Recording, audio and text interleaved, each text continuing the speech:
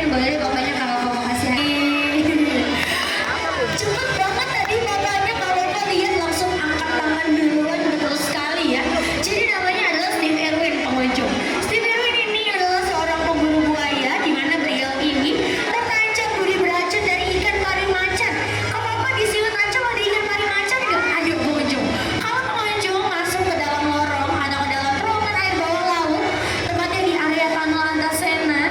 Nah, jadi terowongan ini namanya adalah Tunnel Antasena, di mana nantinya pengunjung dapat bertemu dengan ikan pari macan.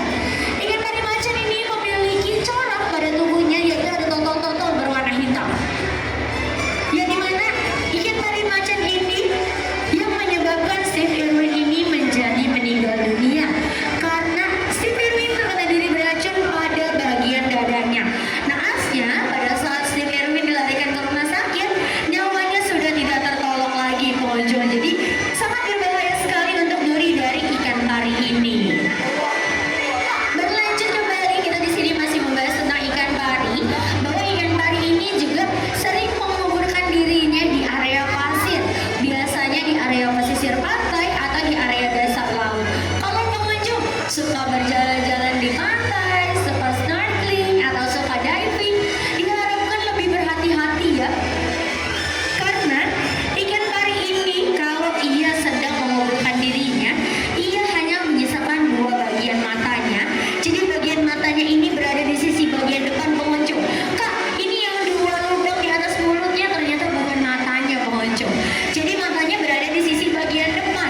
Lalu kalau ia sedang menguburkan dirinya, dia hanya menyisakan dua bagian matanya lalu menegakkan ekornya sebagai tanda dari siap menyerang. Hewan reptil lautnya ini memiliki kakinya ada 4, selalu bawa rumahnya kemana-mana. Ada yang tahu namanya hewan apa?